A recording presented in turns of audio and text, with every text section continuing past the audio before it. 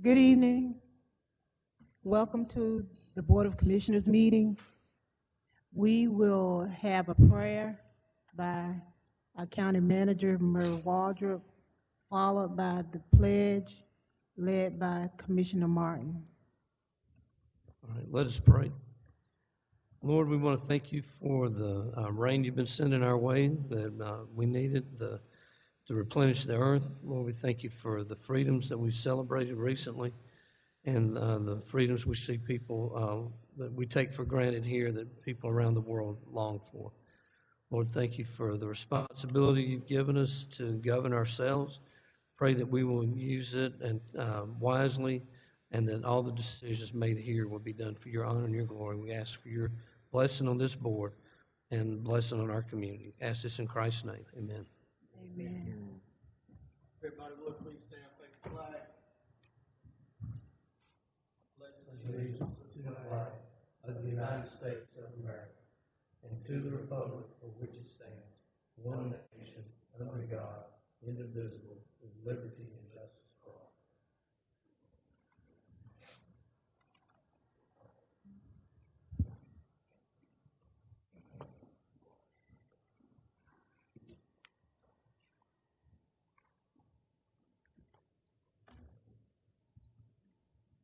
I call this meeting to order. Can we have an adoption of the agenda?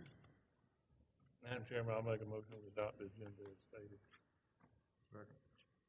Motion made by Commissioner Nix, second by Commissioner Abrams, that we adopt the agenda as given. All in favor?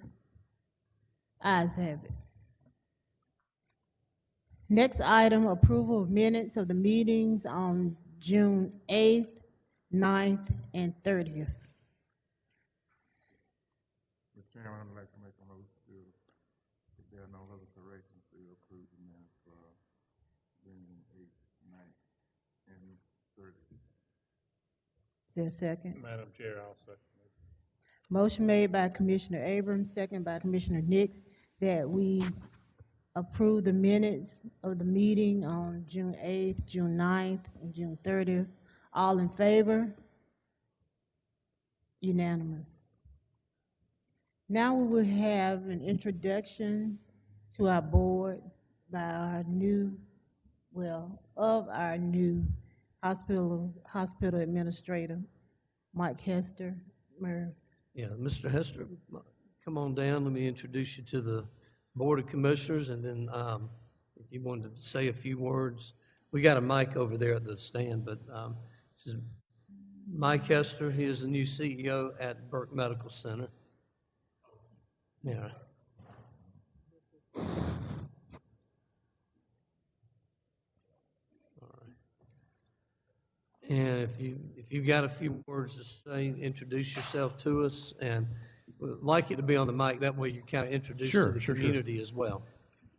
I'm buying more blue ties. I'm trying to get my Burke blue going, but I've had the privilege of meeting several folks in the community since I've been here, and I'm looking forward to being part of the community. And I know y'all probably been promised a lot of things, but we want to do some good things for the community, and we are going to do that. And I want to be very involved in the community. It's going to take a little while for us to kind of get rolling, but there's a lot of good things. I met law enforcement, county commissioners, the city. There's a lot of things we can do working together, the schools, to help out. And I'm actually looking forward to that first football game at the Burke County Stadium. That's a pretty darn nice stadium there. But anything y'all need from me, call me. And, if there's anything we can participate, health fairs, things down the line that we can help out there, we'd like to do that as well. So, again, early stages, I wish I could tell you more. We got some excitement with some of the partners that are in the organization, such as the orthopedics and the cardiology. I think it's going to be a really positive thing. Some hometown folks, too, that'll be helping support the community, too, and bring in some business here to help grow the hospital. And the goal is to get busy, add jobs, and do some things in the community, do some good things. So any questions for me? I know that's a lot of spiel, but hopefully over the next couple years as we go through these commissioner meetings, y'all see some positive things that we can keep communicating back back to y'all. That first game is August 20th. It's Benedictine. That's going to be a good one. I will be there. Don't miss it, yeah. I'm excited. All right. But thank y'all so much for letting me introduce myself. Okay, thank you, Mr. Hester, and we look forward to working together with you, and welcome to the community. Mhm.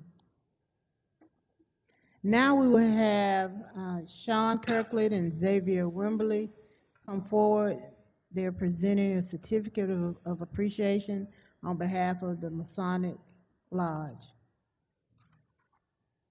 Good evening, how is everyone? Good evening. Awesome, great. Good to see everyone in here. Smiling faces.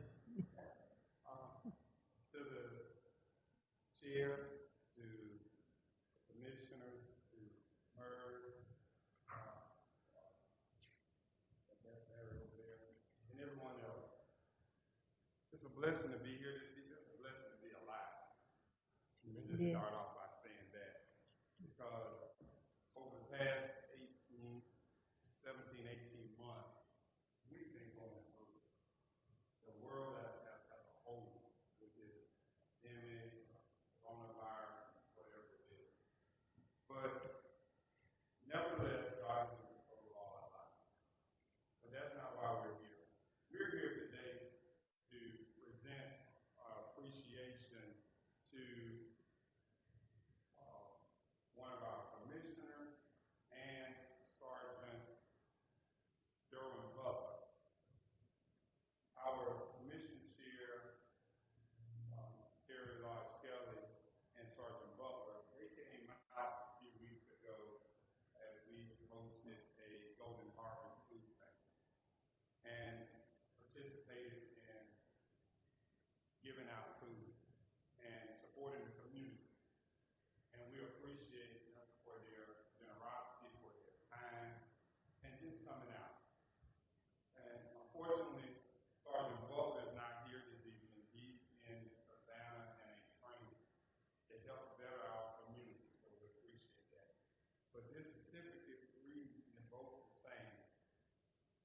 It says, certificate of appreciation, Aurora Lodge, number 54, Prince Hall, free and accepted masonry, certificate of appreciation to our commission chair, Terry Lodge Kelly, and it's signed by Xavier Wimberly and Sean Kirkland, who is our secretary. And we just like Terry to come down and present to her, and we're going to leave it with the Sergeant Butler with so that she could make sure we get anything. We thought he was going to be here today, but he was not able to get here. And this isn't Sergeant Kirkland, this isn't Brother Kirkland, this is Brother Hard, Waylon Hard. We really appreciate him. He actually came to the office.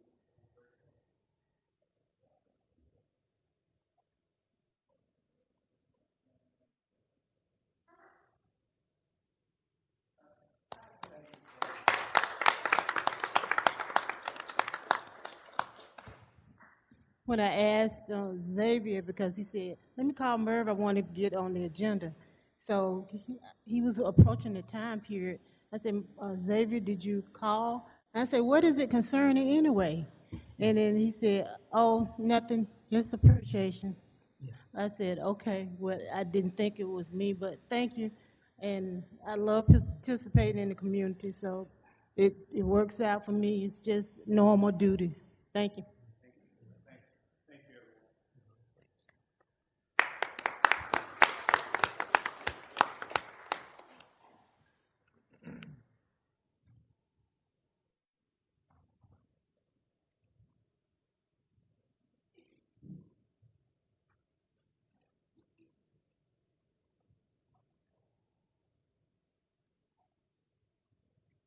Now on the agenda, we have tax commissioner is requesting us to waive fees and interest.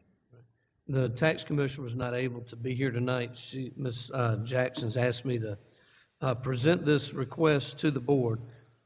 There's a parcel with a mobile home that has delinquent taxes. She's trying to get it ready to put it in the tax sale for August.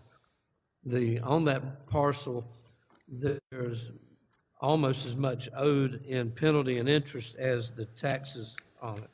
So what she's asking, the taxes are $3,234.46. The penalty and interest is nearly $2,000, it's $1,994.30. And Ms. Jackson is asking for the board to waive the penalty, interest, and fees, and so that she can put it in the tax sale to recover the taxes and then get the property back on the tax roll. And that is her request. It is mobile home owned by Mary Washington. It's PB 2800 is the tax parcel number. Any discussion on this property? If not, Mr. Chairman, I'd like to make a motion that we waive the penalty and the fees for the tax sale. Is there a second? Madam Chair, I will second to remove the penalty interest fees. I really don't think it will make much of a difference. The trailer's been sitting there, and Ms. Mary's been dead at least 15 years.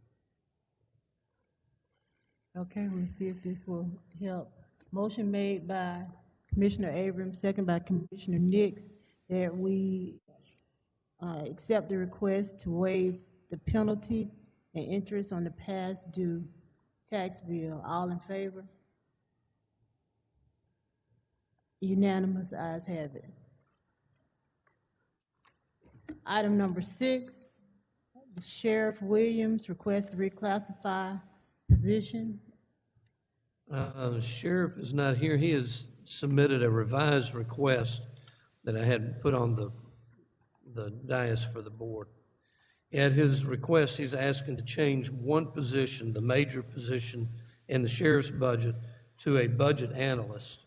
And he's asking for that position to be grade 21, where the grade for the major position was grade 23. So it would be actually less money out of the budget than previously. So he's going to withdraw the other position changes that he wanted, at least for now. I think he's going to ask you for those during budget sessions. But at least for now, what he's asking is to give up the major position, replace it with a budget analyst. This would be a non-law enforcement position, a civilian position. Any discussion?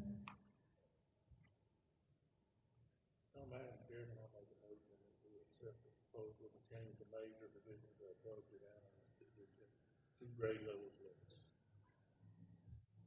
Second, second? Second. Motion made by Commissioner Nix, second by Commissioner Abrams, that we reclassify the position of the major to a budget analyst, a civilian position, grade 21. All in favor? Unanimous.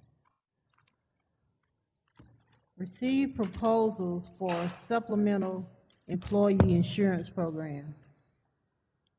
We have a number of proposals from different insurance agents and companies. The county supplemental insurance, just for explanation, is a voluntary insurance program that the commissioners allow the employees to purchase these insurance products pre-tax. They can pay for the premiums out of their paychecks. We've had this program going on for many, many years. We used to have different agents in about 10, 15 years ago. We put it out to bid to have one agent that we would deal with that would offer a variety of products, so there would only be one person coming to visit employees and seeing the agents. And that has worked out much better doing that than having 5 or 6 different agents come in all the time. So every 5 years, we put this out to bid, open it up for competition. It is now time for that competition. What we'll do is I'll read off who the proposers are. We'll go into the details later with the Finance Committee or the full board if you wish. But let me just pull out the packages. The one that I wasn't sure of who it was this package here. It didn't have anything on the outside.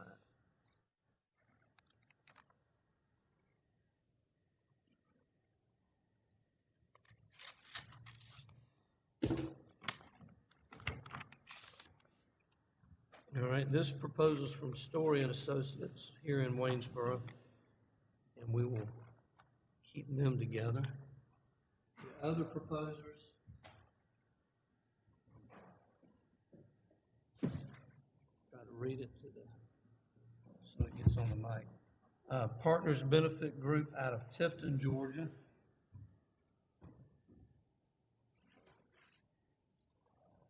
This one's Haddon Insurance out of Metter, Georgia.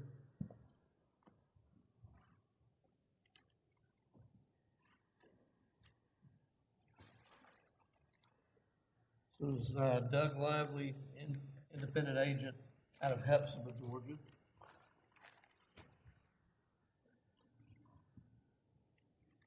Next one is Manuel Singer. Let me see if he's representing an agency or if it's just him individually.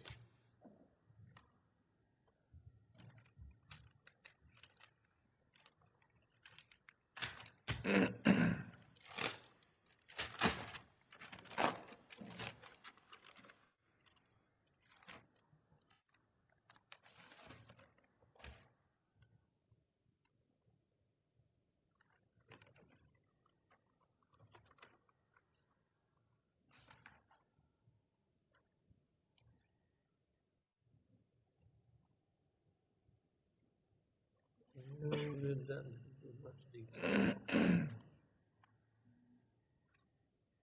I guess it is Manuel Singer's the only name I see on there, so. Where is it from? They hand delivered it, so, or did they? Let me make sure. No, this one got mailed in. This one's out of Marietta, Georgia. Arley Court, Marietta. Yeah, thank you. And the last one is Community Eye Care out of Charlotte, North Carolina. I think they're just bidding on vision insurance instead of a full product. Those are the companies that will be reviewing and present their proposals to the commissioners. Okay, so what time will the finance committee meet tomorrow? 4 o'clock. 4 o'clock. And we may not be through reviewing them, and we'll have to, if we have them ready by 4 o'clock, we'll let you know. If they're not ready, we'll set up a separate meeting for that. That's okay with you, Tom? 4 o'clock, you like you are. Yes, sir, I'm good. Okay. Okay. Next item, a bid opening on the plant mix asphalt. All right, we've got 2 bidders on plant mix asphalt. The first one is Reeves Construction. All right, there's, they've got 3 products. Okay, or is it the same? Looks like it's the same. Anyway, their prices out of each different plant. Okay, it's the same product. They gave us 3 bids, depending on which plant it comes from. So Reeves has got a price per ton of $55 per ton coming from the Dogwood plant. They've got a price of $57.35 per ton coming from the Riverwatch plant, and a price of $60.60 per ton if it comes from the Millen plant. Which plant? Millen, yeah. So, yeah, yeah. Closer one higher. Mm-hmm. 55 for Dogwood, Riverwatch 57.35, and 60.60 from Millen.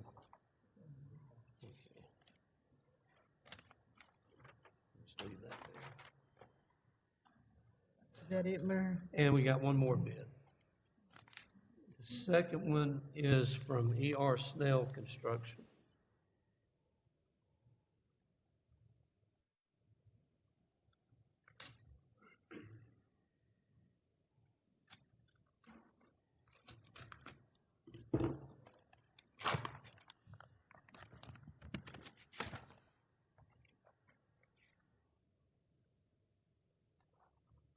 Their bid is $55.90 per ton. And they're coming out of Evans. Out of where, Murray? Evans is where at least their office address is. I'm not sure is that. The plant's Columbia Road, Grovetown. So $55.90 is their price.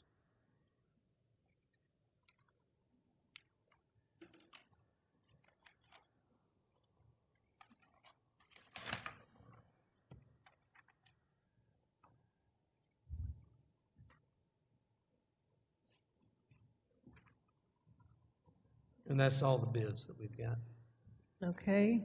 Next item on the agenda, our first reading of Ordinance 21-06, and this is amending the Land Development Code to change permitted uses, design standards, and definitions.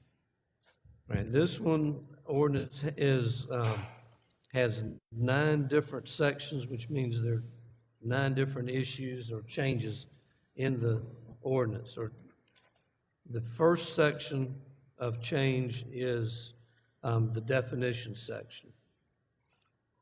And their definitions of campground are divided into commercial campground, recreational, and sporting campground. These are 3 new definitions to the ordinance. Are there any questions about that part? Well, Merv,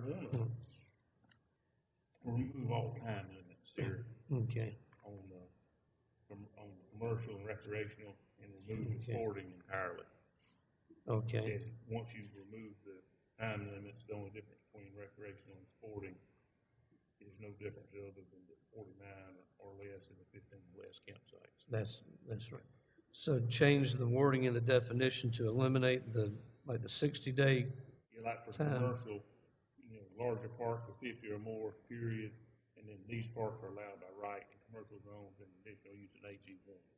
all right, So that whole end of that first sentence and the second sentence would be removed. okay, And then under campground recreation, there'll be parks 49 or less campsites, and then these parks are allowed by conditional use in AG1. all right. What we'll do is I'll make notes of it, and if everybody's satisfied with the changes, we'll,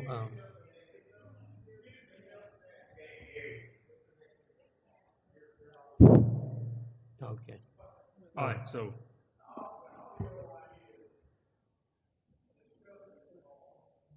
is what? So he's got some definitions here for campground. So what I'm recommending to change there is commercial is larger parks, 50 or more RV spots, and remove the allowed occupancy of 18 months. And then these parks would be allowed in commercial and conditional AG1. And then recreational would be parks with 49 or less campsites, and these parks would be allowed by conditional use in AG1, and remove the sporting altogether, and that would remove all the time limits that were placed in this recommendation for ordinance. Y'all good? Basically, he's saying that it's going to be very hard to have time limits on certain areas. It's going to be impossible to police and enforce. So it just striking out the time frames of what's there. And then sporting was very difficult when we all know hunting season lasts 6 months, and we had 3 months for sporting. So just a couple of tweaks to the Planning and Zoning Commission's recommendations. We good? Can you hear? all right. And then there's a section in here somewhere that refers to living in RV, and that needs to be struck entirely, but I have lost my marked spot. That's further on. It's on further in. Right. Yeah, you 10, 12 pages in, okay. What's the section? But we'll continue on, we'll Yeah, talk about it that when will. we get there to it, or, Yeah, we'll get to that further back in here. The next definition is manufacturing, incidental manufacturing. And, Well, actually, what he's talking about is right up above that, okay, on that same page. all right. Let's see. Manufactured home? oh, yeah, yeah. Manufacturing incidental, it's right Yeah, up above it. At the top of the page. 26-4.303.09. And then need to remove the new ordinance banning someone living or residing in a camper or RV. And then, the allowances there would be septic tank, water and power furnished to the property.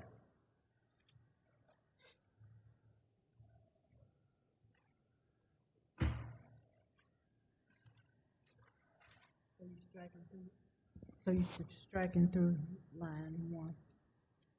That's right. Okay.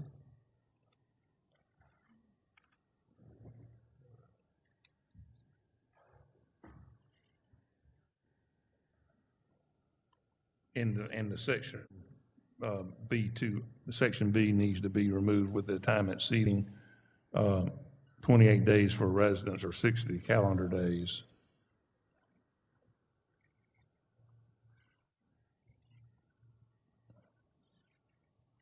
Yeah, the section Bravo and the section Charlie both be removed.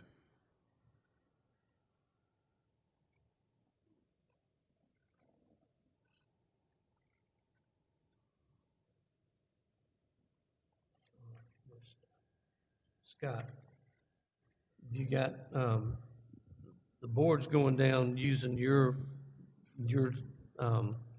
notation, which is not the same order that the ordinance is in. You got the changes, because I'm going to get back to you to make these changes. All right. So keep good notes on this, is what I'm saying. And we would still have to bring it back next Yeah, meeting right. for the second reading. Right, what I want to do is post it on our, I've got this version on our What County's website. We want to update it and post it so the public has a chance to read it between first and second reading. So we've got those two changes. And it may be easier if you know the changes you want rather than go through each line item. Well, the next is manufacturer. All right, the definition of manufacturing. All right. Did you have a concern about that one? Or, yeah. Okay. Then the next change I've got is in definitions is mulching operation, large scale and small scale. It distinguishes between the types of mulching operations. Did you skip deer processing and semi-trailer? It is, that's, Maybe our package put together. yeah, it's, what I'm doing is going down the ordinance itself rather than the summary of all the changes, because that way I can keep up with exactly what it's going to look like in the code book. And so, yeah, there were a lot of changes in the definition section that might have related to different issues. So what Scott presented to you is this issue, and then this, a separate issue and a separate issue. But if there's all the, there's, the definitions have 5 changes of definitions in there that are, so what we're doing is adopting the definition section with the changes, with mostly it's new definitions. And I think there's the mulching and, yeah, then there's the definition, the RV park is the same definition as campground, and then the semi-trailer is next after that. And were there any concerns about the semi-trailer storage facility definition?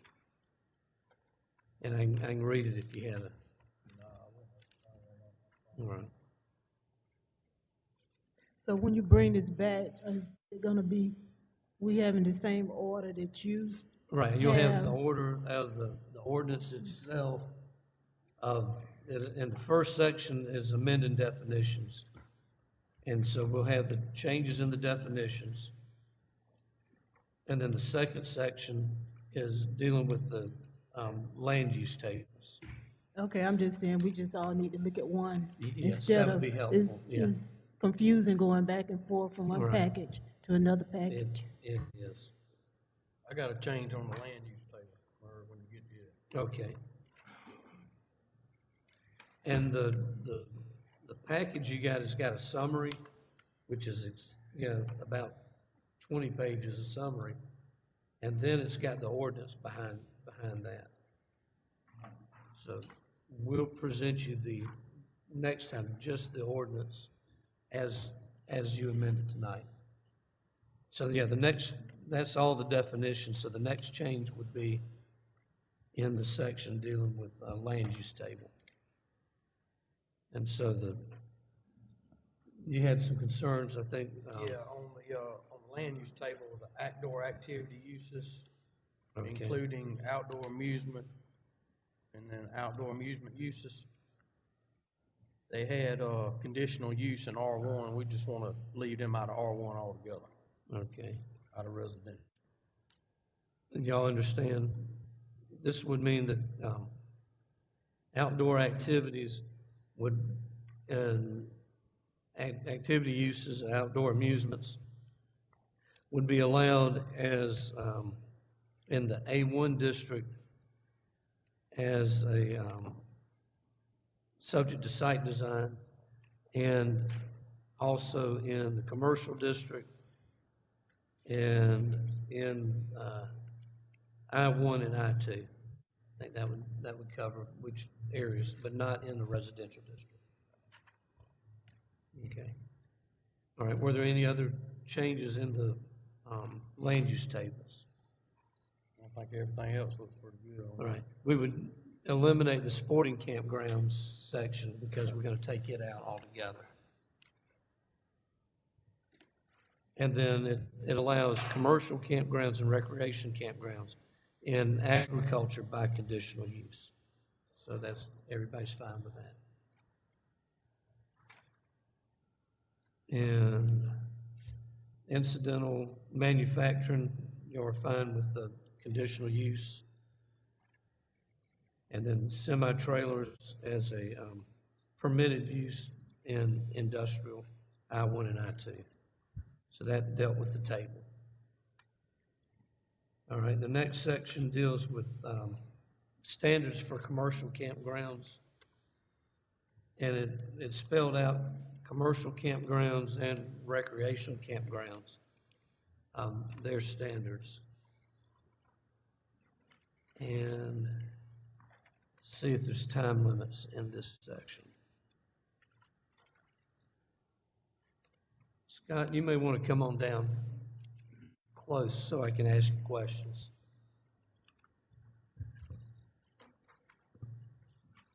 All right, that in the page number design goes up. standards, were there time limits in that? I don't see any, but I just want to make sure there's not. Yeah.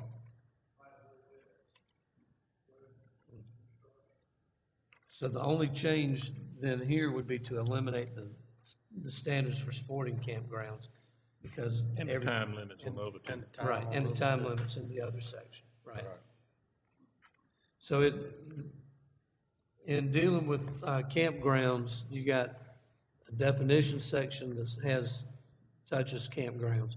You got the table that touches campgrounds, and then you got design standards. So it's three different places, and maybe there's a fourth place dealing with it too. So we're good on the design standards. Section 5 deals with the recreational vehicles and prohibited conduct. This has time limits. That's what we wanted to scratch. Okay.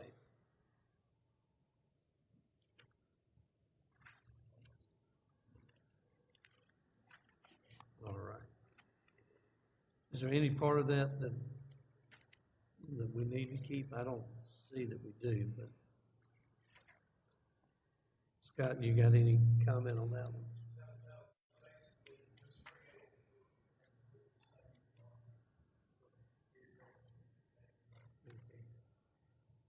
All right, so we can eliminate that section.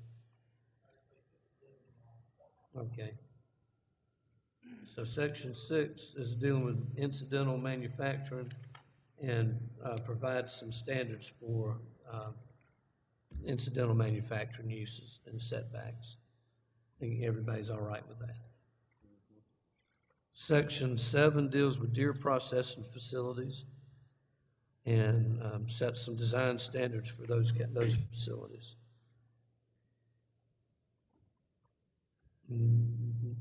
I hear no concerns there. Well, let me ask one Okay, go question on ahead. that. Scott, on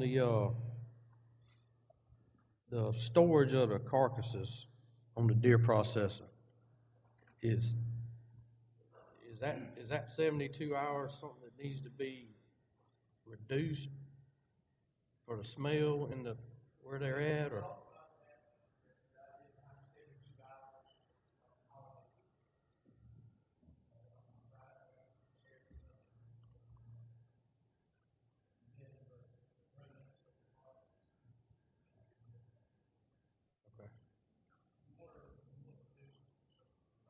Well, I mean, they can't dump on well, yeah, the landfill is open every Saturday. I just know that I've had some complaints on some of the smell issues, like in the first part of deer season when it's hot, just to make sure that they dump it in a timely manner to where it won't. But, I mean, I don't know, like I say, what's feasible. We haven't had a standard. Yeah, I was gonna say, we're going from no time limit to they have 72 hours. And if we find out that isn't working, then we can always come back and amend it and tighten up the ordinance. Do we keep records of when they dump out there so we know if we're gonna put a time limit on, we need to log it, so if we got a complaint, we can say, hey, they dumped yesterday. I mean, you know what I'm saying? We need to have some kind of Require them to pick exactly. up their dumping tickets or something like that. Right, and log it in, so.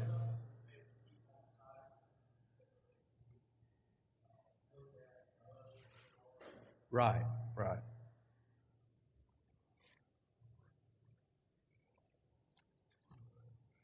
All right, section. Just because I don't know, where do they typically dump at? I mean, well, I'm saying if they dump it in a landfill, then we would have but if they dump it somewhere else, then they can, again, I don't want to muddy the water, but if there's no way to enforce it or to monitor it, I don't.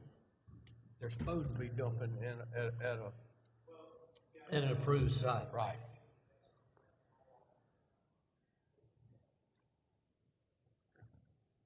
If they got a roll off at the house, it probably ain't getting dumped every 72 hours. Definitely not.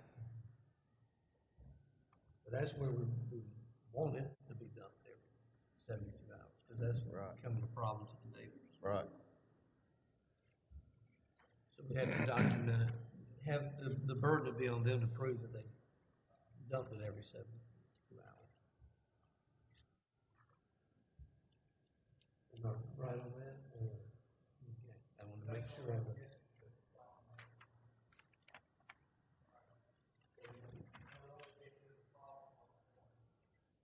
Right. Well, like I said, we're gonna require time, and they dump it at our facility. I mean, we need to keep up with the date they dump and who dumps, and that way, when they call us with a complaint, we can say, okay, let me check into it, and we can call out there and see when they dump, and I can call back and say, no, they didn't dump like they were supposed to, or yeah, they did, and here's that they dump. You know what I'm saying? Right. All right, section 8 deals with semi-trailer container storage facilities and establishes standards for those facilities. Yeah, this is for like having a shipping container at your house or used for a shed. Is that what this is meant for, Yeah. Scott? Yeah, what's the intent? This is for large scale areas like park, trailers, or chickens. This is not like having one as a storage shed. Okay. This is somebody that has a, you know, bringing in trucks and trailers and, Yeah. all right. Section 9 deals with mulching, and sets up design standards for small-scale mulching operations, which we didn't have anything in prior to this. All right, and then the last two sections deal with severability in case one part of the ordinance is declared unconstitutional, then the rest of it's still in effect, and it would take effect upon Section 11 upon final reading, which we would anticipate at the August meeting. So if you're satisfied with these changes, you can adopt it on first reading. Subject to these changes, we will post it on the county's website on the Planning Commission page with the changes. Okay. So we need a motion. We need a motion, right? I make the motion that we approve the first reading ordinance changes with the noted exceptions and changes that we will make. I'll second it. Motion made by Commissioner Nick, second by Commissioner Barton, that we adopt the first reading with the noted changes. All in favor? Unanimous.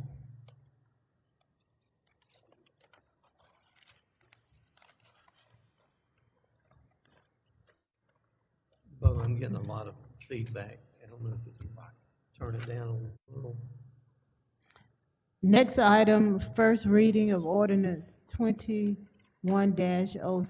amending land development code to change administrative procedures regarding zoning. Commissioners, this was much simpler than the last ordinance. It makes one change in the land development code, and what it does is it requires that if there is a new parcel created by a zoning change, that parcel needs to be recorded at the clerk's office within 60 days of the approval of that zoning change. And if not, then then it invalidates the rezoning action if they fail to plat it. What we found is that parcels were divided in order to rezone, and then they didn't record a plat, and then it became difficult to determine which parcel was where the zoning line fell. So Planning Commission's recommended this change to the board. Madam Chairman, if no further discussion, I'll make a motion. First reading of the ordinance 21-07, amending the land development code to change the administrative procedures regarding zoning. Motion made by Commissioner Martin, second by Commissioner Abrams, that we approve the first reading of ordinance 21-07. All in favor? Unanimous. First reading of ordinance 21-08, amending the land development code to changing accessory uses and structures standards. All right, this ordinance makes a couple of changes.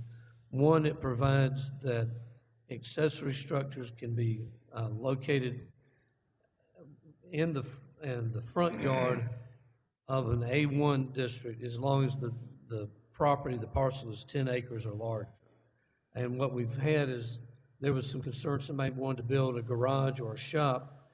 The code currently says you can only do that in the side or rear yard. You can't put it in your front yard of your property. But if you've got a 10-acre or 20-acre parcel and you want to put a garage, on the side or front of your house, then this would prohibit it. And our ordinance currently prohibited it. This would allow some flexibility on large tracts of land that you'd be able to put an accessory building in front of the house or to the front or the side of the house. I mean, I don't know if I'm explaining it well enough, but. In other words, you can build a barn in front of your house if you got more than 10 acres. Exactly, all right. Okay, the other changes dealt with accessory dwelling units, which limited the number of dwellings to 5 units per agriculturally zoned property, and then it also specified that those dwelling units be family members, guests, or individuals employed on that property, employed for agriculture or for elder or child care.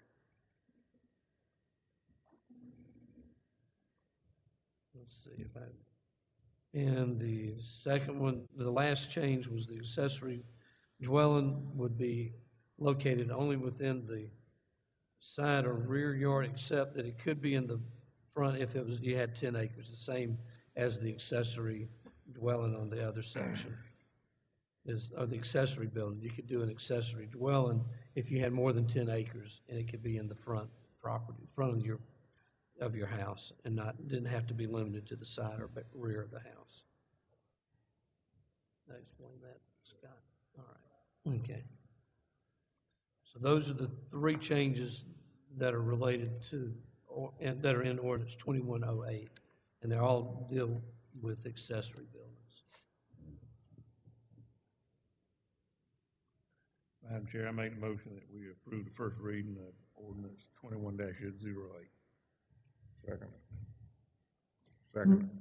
Motion was made by Commissioner Nix, second by Commissioner Abrams, that we approve the first reading of 21-08. All in favor? Unanimous. Next item on the agenda, budget amendment for the American Rescue Plan funds. And this item, last month, we adopted a budget amendment recognizing the revenue from the American Rescue Plan. We went ahead and put it in where we thought the best spot was in the large grants fund of the county. The state has decided that we need to account for it in a special fund, special revenue fund. The state has adopted a chart of accounts that they require every city and county to use. So we jumped the gun, went ahead and accounted for it in a way that made sense to us. We don't think like the DCA, so DCA has said we've got to do it differently and create a new fund for this account. It's accounting gobbledygook, but it's something we got to do to stay good with the auditors and stay good with the Department of Community Affairs. So we're moving it from the large grants fund into an American Rescue Plan fund, a special revenue fund. Okay, any discussion? If not, is there a motion? Madam Chair, I want to make a motion for budget amendment for the American Rescue Plan Fund. Second. Motion made by Commissioner Martin, second by Commissioner Abrams, that we amend the budget for the American Rescue Plan funds. All in favor? Unanimous. Unanimous. Budget amendment for the Drug Enforcement Fund. The Sheriff's Office has been busy. They were worked with FBI last year and have been able to confiscate a good amount of assets. Those assets can be used for the benefit of the county or law enforcement agencies.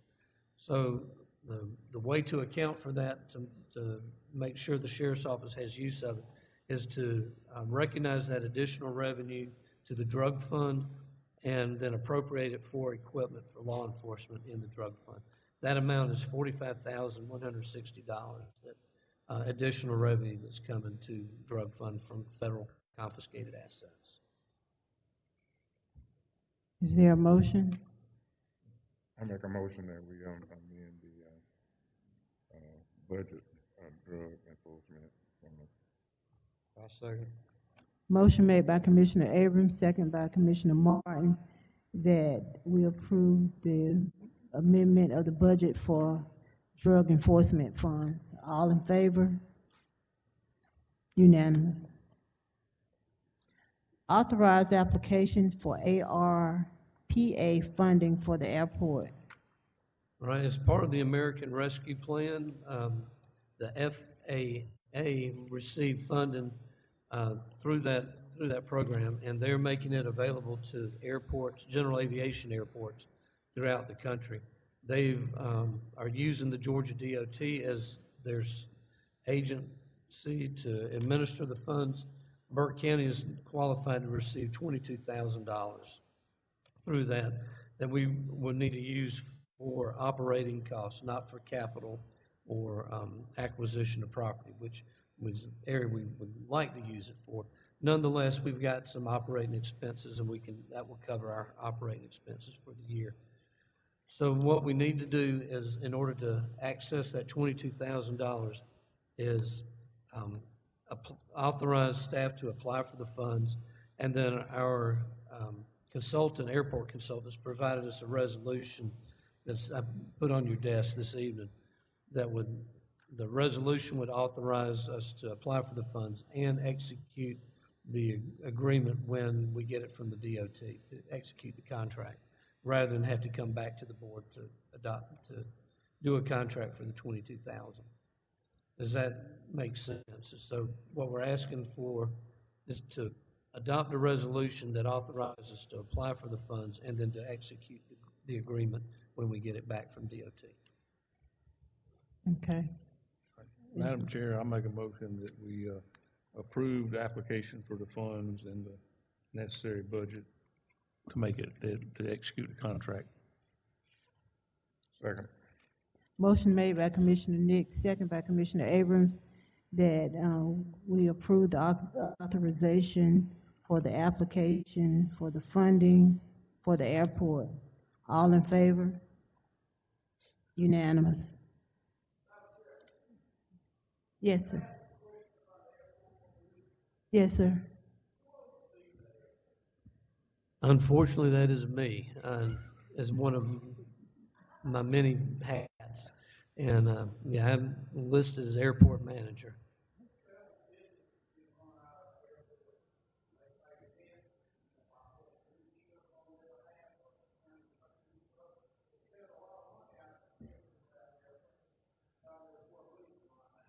That's a great question. Some are paying rent and have provided us insurance.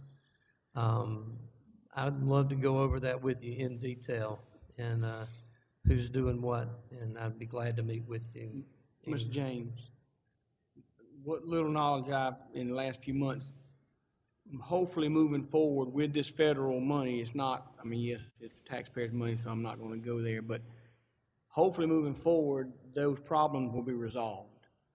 There are some paying, some not paying, like Murr said, but moving forward with the total landscape change and the redoing, it'll be time for lots of changes at the airport. Yeah. So, but I'm with you on some of your concerns.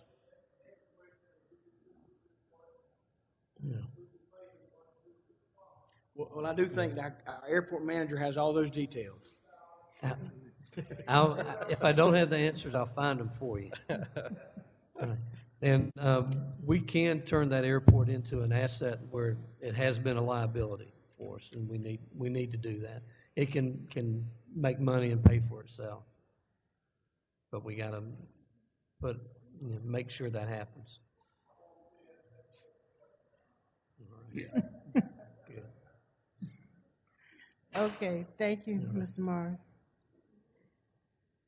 Next item, acceptance of 32.3 acres being donated to the county from Robert K. Bell Jr. Investments Incorporated. Right. Mr. Bell is here with us to answer any questions you might have. Also, this item came up at the last meeting. We have gone back. There was some concern that there had been some items dumped along the property line, and whether that was going to be a liability for us. There probably is some on the property, some on the Georgia Power right-of-way. Through the years has been shingles and some appliances and tree limbs dumped along that property line. It doesn't appear to go too deep into it, but it is right along that old railroad right-of-way. And Mr. Bell, if you wanted to address any of that. Mr. Bell, come to the mic, please.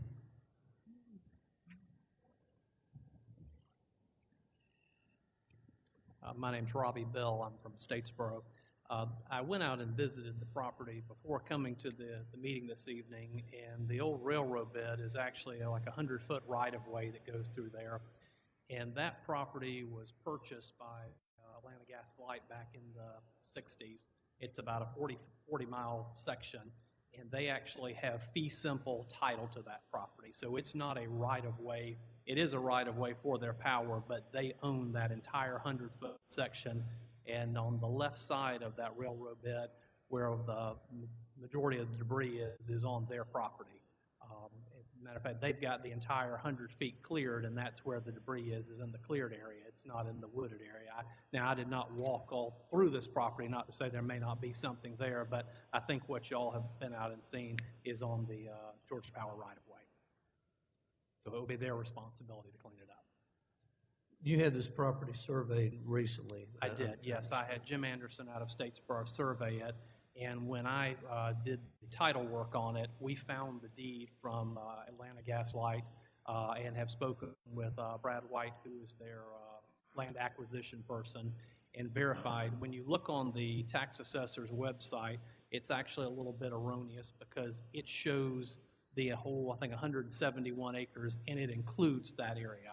Once we went and surveyed it and ran title to it, we found out we did not have one tract, but we had two separate tracts that were separated by this Georgia Power right-of-way. Hence, part of the reason we're here tonight. So they actually own that. We had attempted to try to work out something with them, but they made it very clear to us that they owned it, and we did not have access for that.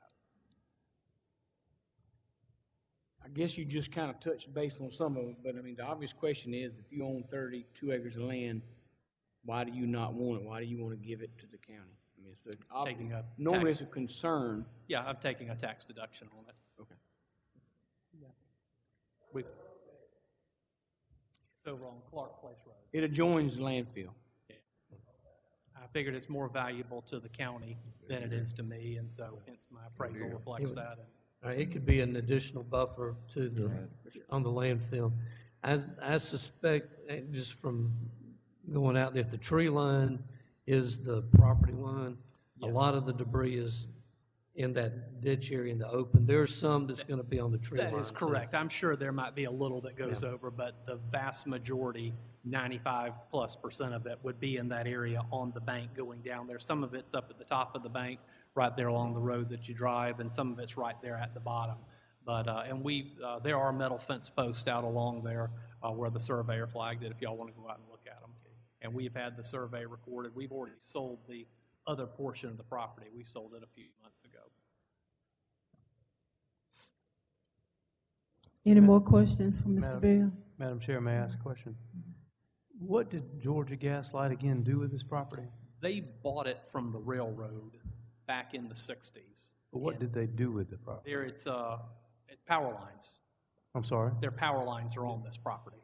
So they have a 100-foot section that goes, it's probably about 40 miles long. It goes through Burke County and through Jenkins County, Screven County, and they have their, I guess you say, their distribution lines on it, on the property. So you can actually, the poles are on either side of the road. It's an embankment, and there's a road that goes down the middle that you can drive on, but it's for their power. Did Georgia Gas Light buy it, or Georgia Power? Well, Georgia Power, is they are the subsequent owner and title of the property, Okay. yes. And that's why I said I've dealt with Brad Wright, who is their land acquisition person, and they're the ones that kind of got us the copy of the deed. Apparently, it got missed at some point in the past, but they've got us educated, and so we've drawn our plat correctly and recorded it. Right. We've dealt with Georgia Power on a number of occasions along this strip of land as it affects several county roads. Yes. And so you're right, they've made it very clear that it's land that they own, fee simple, and that they're very protective of it. We did not know that when we bought the tract. We bought the tract, we bought it solely based on the tax assessor's website. We thought that it came out to the road. There was another little issue there along the road, and we found that we just did not get the frontage we thought we had. And once we had it surveyed, we realized we had two separate tracks. Do we know if Georgia Gas Light ever did any of their business on that property, mixing of chemicals and gases and It was- any they just bought it- storage of any chemicals or They oils or just bought gases? it from the railroad. It was Okay. an old railroad bed is what it was, and they bought a 40-mile section back in the 60s. Thank you, Madam Chair. Right, that railroad right-of-way or railroad bed goes all the way down to Meldrum, and they've got a power line all the way to Savannah. Correct. Mr. Chairman, if there's no further discussion, I'd like to make a motion that we accept the 32.30 acres from Mr. Robert K. Bell Jr., so we could use that property to be a buffer for our landfill. Is there a second? Madam Chair, I'll second the motion. Motion made by Commissioner Abrams, second by Commissioner Nix, that we accept the 32.3 acres donated by Mr. Bell. All in favor? Unanimous. Thank you very much. Thank you. And we thank you, Mr. Bell.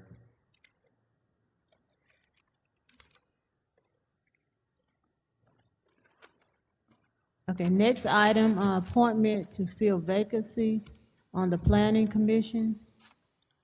I'm gonna, if possible, table this till next month. I'll have an appointment by then, but I've not been able to fill that position yet. Okay, we will table this until next month. Thank you. And he does have somebody in mind. Absolutely. He ain't exactly got permission to nominate him yet. I have been completely asleep the whole time. Okay, did anybody sign, Bo? Did anybody sign up on this list? Oh, Michael.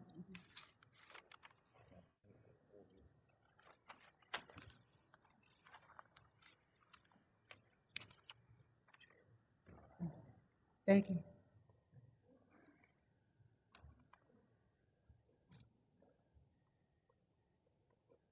Okay, Ms. Fowler, did you want to speak?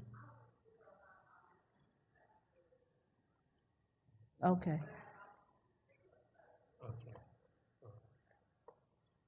Okay, Ms. Anderson?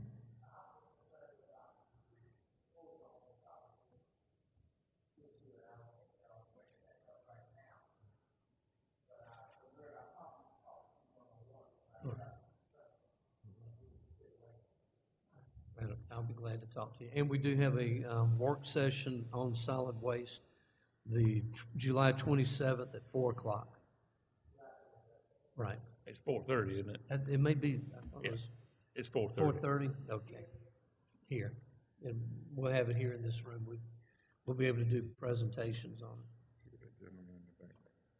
Okay, wait, let's go down the list. Okay, wait, sir. Okay, Beverly Highsmith? Yeah, I wanted to ask about the proposal on the limit to the RV and camper spaces.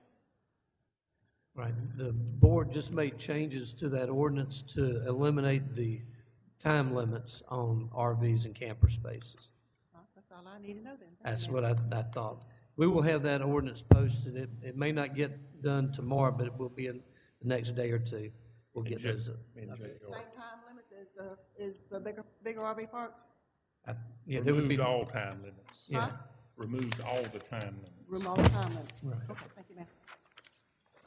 Okay, sir.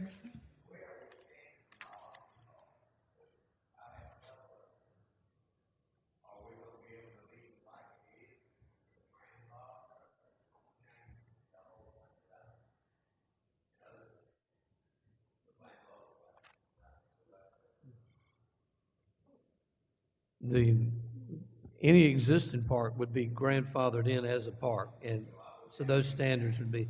And then the concern was that the individual campers, would there be a restriction on them? The board made that change so there was no time limit restriction on individual campers. So any RV park that's legal right now continues to stay legal and is developed under the old standards. And there was very little change in the standards for RV parks by this revision. So if you got an existing RV park, you're good.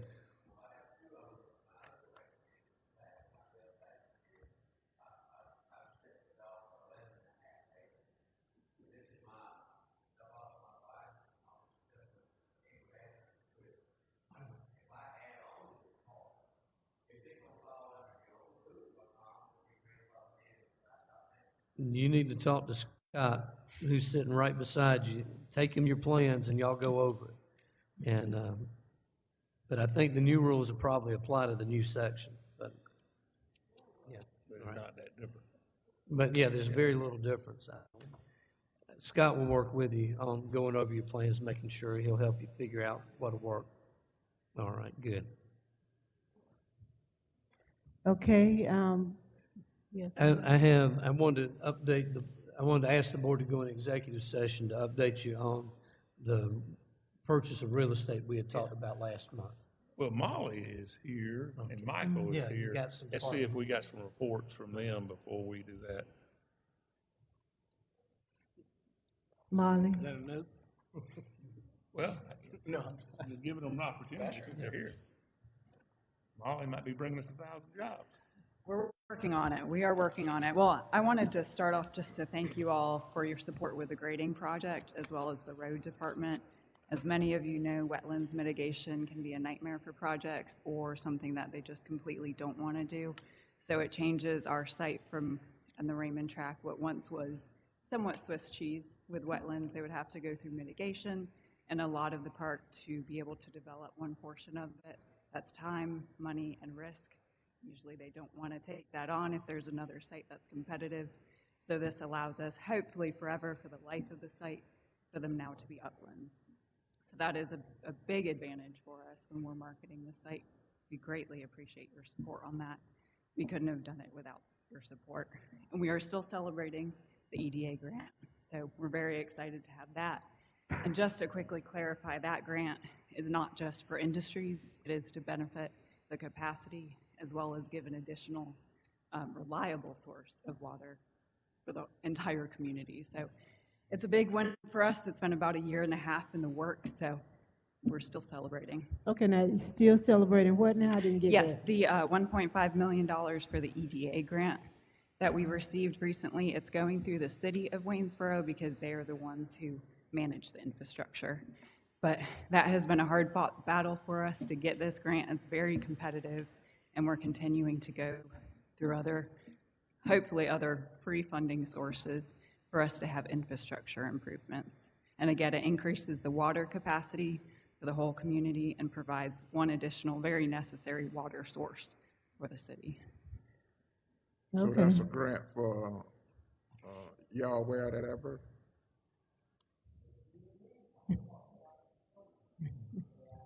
Oh, yes, and it's the grant that was published in the True Citizen. So it's not to say old news, but unfortunately, it's been, I don't remember when it was published. So where the funds gonna be available? The city of Waynesboro is working through that right now. So we help them with the application, with putting all of that together, and we're somewhat handing over the project for them to Water, execute. not sewer, right? Correct, yes. Sewer may be a whole nother topic of consideration. So this is specifically water, water and only water.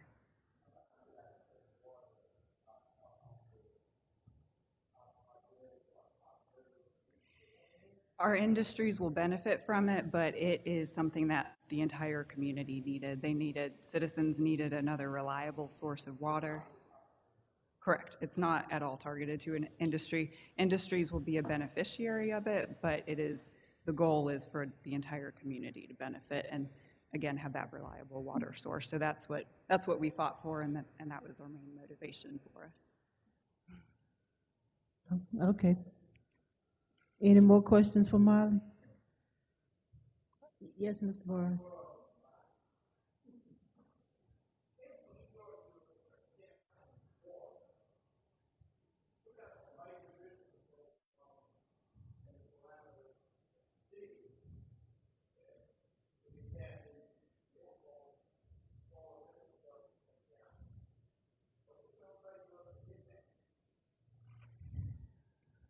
Well, all they're gonna take is, you see these people up here with me? To go along with me, and I'm ready to go. It's gonna take millions and millions of dollars. We can put But- in for, we can put in for grant, But just it like is, how. it is being discussed, Right. several different areas. Well, no, back to our water manager. No, I'm just kidding. Yeah. I'll be But he glad to- does definitely know more details, but we have had that discussion, and everybody up here knows it's a big deal. Some of us also know it's hard to pay for. That's the key to figuring that out. I mean, I can promise you there's a lot that folks are dealing with and working on in water, especially in North Burke County, is a big deal. We know that that's our corridor for growth, and we're trying to get there, but some of y'all don't want to spend a bunch of money, and I'm one of those included. So we got to figure out a happy medium.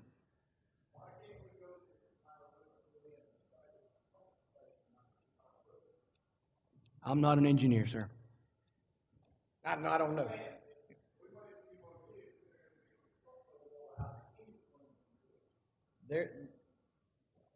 Yeah, but I don't know how that works, but if we're talking about where we are or where the growth corridor is coming out of Helpsburg, Richmond County, we ain't gonna pump water that far. I mean, and I can't remember the exact cost, but for us to run from our treatment, from our tower here in Waynesboro to go across Briar Creek, it was an astronomical amount of money. And the other problem is you have to pump X amount of water out per day or that water goes bad.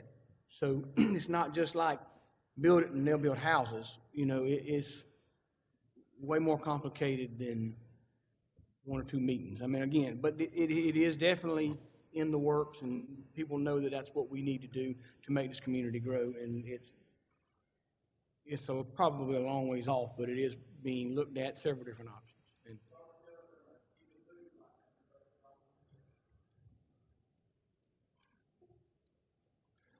sorry, back to my water. Yes. Mr. Morris, when we talk about the airport, we'll talk about the water system too. I'll go over where we've been. We might need about an hour or two to go over all kinds. Yeah. All right. Well, I'm not going to open any more cans of worms, so with that, I very much appreciate, again, thank you for your support. All right, thank you, Marley. Michael?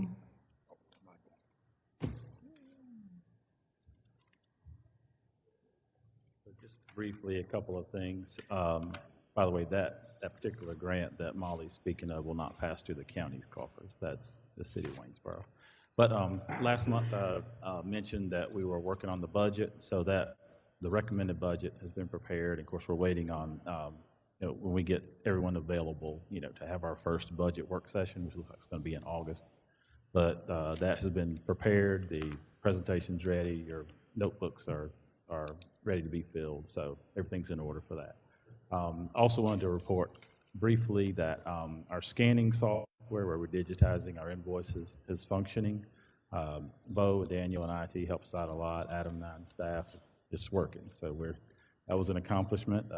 It took a long time, but it's working. The warrant that you get tomorrow for the checks that'll be dated tomorrow, well, actually all of the invoices have already been digitized. So that's an accomplishment, and we're going to continue to add to that. But right now we're moving forward with all those things. Also, last thing, our audit last month was presented for 2020. That was the end of that 3-year contract. There's an RFP out right now for a 5-year agreement, is what I'm seeking.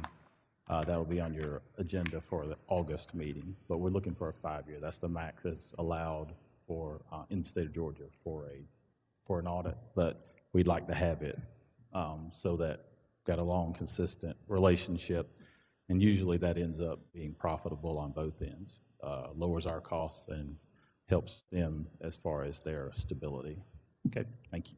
Thank you, Michael. Scott, you have anything?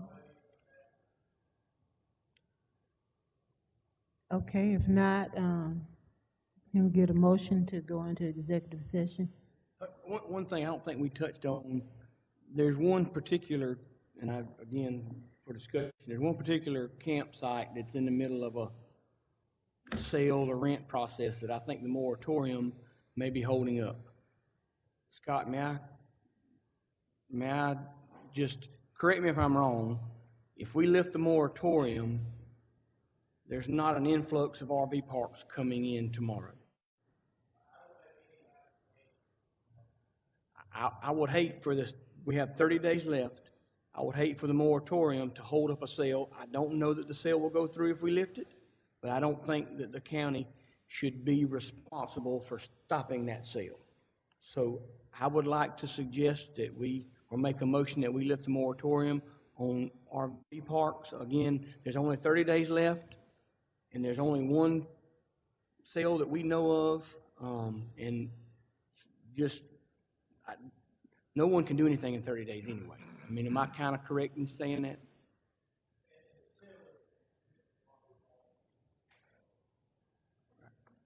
So I don't think there's going to be an issue with the current situation of RV parks. I'm fairly confident that there's not, if we lift the moratorium. So I would like to make a motion to lift. Can we ask the attorney a question? Okay, is there any risk in doing this? Madam Chair, the risk is the unknown, and that's what the commissioner was discussing. To his knowledge, there is this one sale. Scott, I think, gave the same opinion, that he didn't know of anything else, but the risk is always the unknown. That's the best I can tell you, because. But again, there's 30 days we're talking about. Right. That's all that's left. You would think that you would know something about it. Somebody would be inquiring about an RV site if they had something ready to go. But yes, you got 30 days where if you don't know something, yeah, sure. There is a motion. I made a motion to lift the moratorium if there's no further discussion. Madam Chair, I'll second the motion to lift the moratorium placed on RV parks. Okay, the motion's been made by Commissioner Lively, second by Commissioner Nix, that we lift the moratorium. Is it for a certain time period or for just period? Mr. Chairman, can I ask one quick question, please? Scott, you all been doing all the work on this issue. Do you need the other 30 days, or we need to hold what we got? We here to work with you all.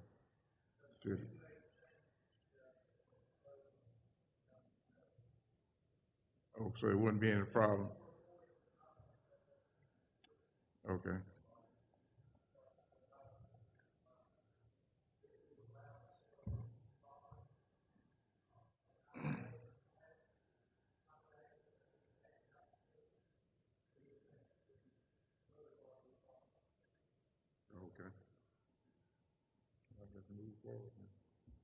Okay, the motion has been made and second.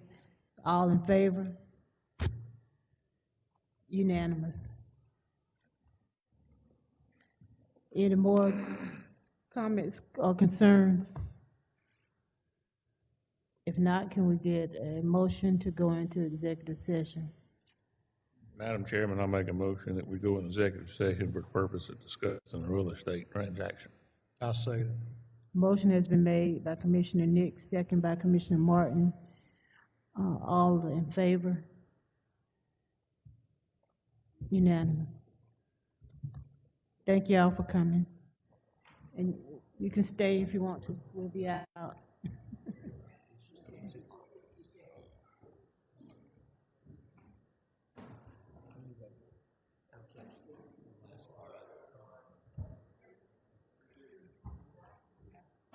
We probably will not. I don't anticipate us doing anything other than.